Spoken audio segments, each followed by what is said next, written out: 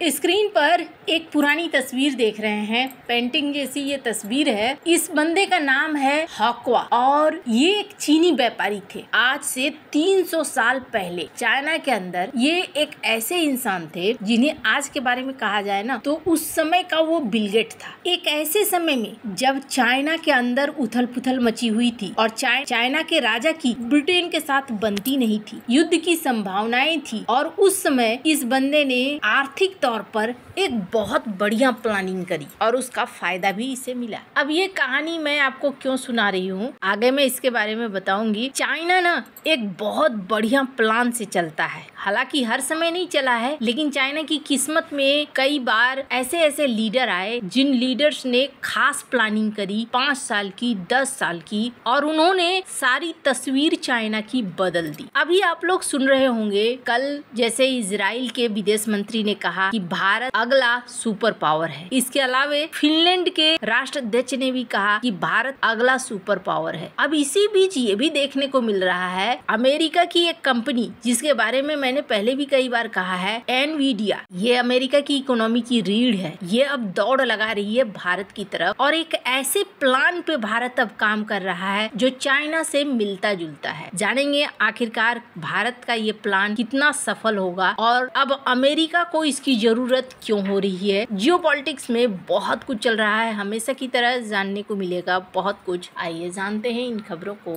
विस्तार से। 1830 के आसपास अमेरिका में ना व्यापारियों का एक वर्ग था, फोर्ब्स ब्रदर्स। ये किस चीज का व्यापार करते थे? ये व्यापार करते थे चाय का और चरस का। 1830 के ही दशक में कैंटन, जो आज गुआंगझो कहलाता है, वहाँ पे हॉका दुनिया का सबसे अमीर व्यक्ति था। चीनी व्यापारियों का एक खास समूह था, उसका नेता हुआ करता था हॉका, और उस जमाने में हॉका विदेशी व्यापार को कंट्रोल करता था। उसकी संपत्ति उस समय करीब 50 मिलियन थी, आज के अंदाजे से 1.5 बिलियन से भी ज्यादा। और ये व्यापारी चाय, रेशम, चीनी आर्टिकल्स, इनको बेच बाच कर इसने अच्छा खासा पैसा कमाया था। लेकिन अचानक से देखने को मिला कि उनके देश का राजा चरस युद्ध में फंसने वाला है और ब्रिटेन के साथ जंग होने वाली है। इसी बीच ये भी देखने को मिला था कि राजा धीरे धीरे विदेशी व्यापार पर कानून सख्त करता जा रहा था। ऐसे में हॉका ने क्या किया, अपने बेहद खास अमेरिकी व्यापारी दोस्त फोर्ब्स ब्रदर्स रॉबर्ट और जॉन फोर्ब्स को संपर्क करा और संपर्क करके उन्होंने कहा कि मेरा धन सुरक्षित रखो, अमेरिकी बैंकों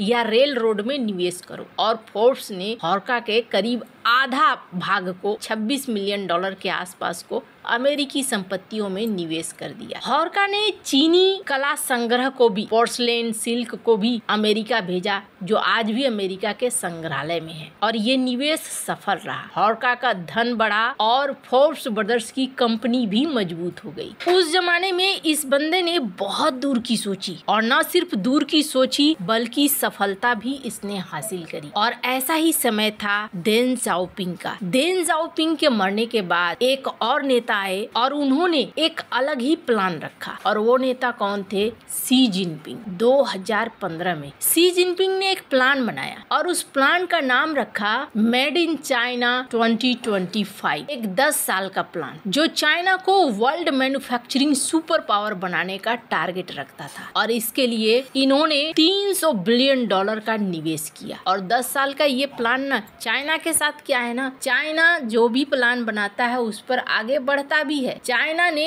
अपने देश के अंदर 70% डोमेस्टिक इनोवेशन का टारगेट रखा, सब्सिडी दिया, टैक्स ब्रेक दिया, और उसके बाद ये आगे बढ़ने लगी और इसका असर भी देखने को मिला। इन्होंने सेमीकंडक्टर में फंडिंग करी, हुआवे, SMIC जैसी कंपनियों में फंडिंग करी, और इनका ग्लोबल मार्केट शेयर भी बढ़ा। सी ने इसे कहा था चाइनीज ड्रीम। और एक चीज और थी चाइना के साथ, ये है कि चाइना ने साम दाम दंड भेद, चोरी चकारी, हर तरह की नीति अपनाई कि किसी भी तरीके से हमें टेक मिलना चाहिए, टेक्नोलॉजी मिलनी चाहिए और हम उस दिशा में आगे बढ़ने चाहिए, और इस तरीके से वो आगे निकल गए। ये तो रही चाइना की बात। अब अगर आप बार बार देखें तो 2 बड़े नेता हैं जो कई बार कह चुके हैं कि भारत अगला सुपर पावर है। फिनलैंड के राष्ट्रपति ने एक बार फिर से एक इंटरव्यू दिया। You might know that I'm a great admirer of India and I think India will be our next superpower. और इस इंटरव्यू में कहा कि भारत जिस नीति पे चल रहा है ना, भारत अगली महाशक्ति बनेगा, ठीक अमेरिका चीन के बराबर। चाहे प्रधानमंत्री मोदी हो या विदेश मंत्री जयशंकर, भारत जो कर रहा है वो वैश्विक सम्मान वाली और रणनीतिक सोच को दिखलाता है। इसलिए हम मानते हैं कि भारत वैश्विक स्थिरता और विकास के लिए सबसे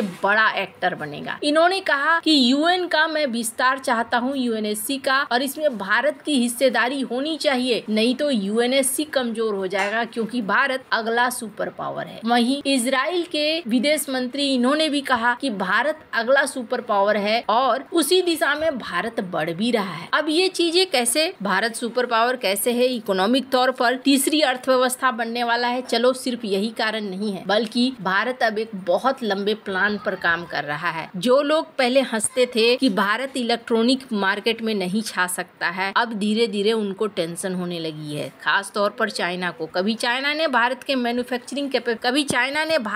मैन्युफैक्चरिंग कैपेबिलिटी पर मजाक बनाया था, लेकिन आज का सीन बदलता हुआ उसे भी दिख रहा है। पर एक खास प्लानिंग चल रही है और ये प्लानिंग भारत सरकार ने हाल ही में करी है और इसके तहत भारत सरकार ने एक गठबंधन बनवाया है। और ये गठबंधन किनका है? ये भारत के जो बड़े बड़े उद्योगपति हैं उनका है और इस गठबंधन का नाम दिया गया है इंडिया डीप टेक अलायंस। और इसमें $1 बिलियन माना गया था कि हम $1 बिलियन का निवेश करेंगे, फंडिंग करके हम नए नए टेक्नोलॉजी, नई चीजों पर खोज करेंगे, नए आइडिया को निकाल कर लाएंगे। इस गठबंधन का टारगेट था छोटे छोटे भारत के स्टार्टअप्स को पूंजी देना, मेंटरशिप देना और नेटवर्क देना, ताकि वो एनर्जी के सेक्टर में, क्वांटम कंप्यूटिंग के सेक्टर में, रोबोटिक्स के सेक्टर में, स्पेस टेक के सेक्टर में, बायोटेक, एआई पर काम करें। 5 से 10 साल इन स्टार्टअप्स को पैसे देने की, सपोर्ट देने की कोशिश इस गठबंधन के द्वारा की जा रही थी। अब इस गठबंधन में अचानक से देखने को मिल रहा है कि अमेरिका का इंटरेस्ट जगा है। एनवीडिया जो कि अमेरिकी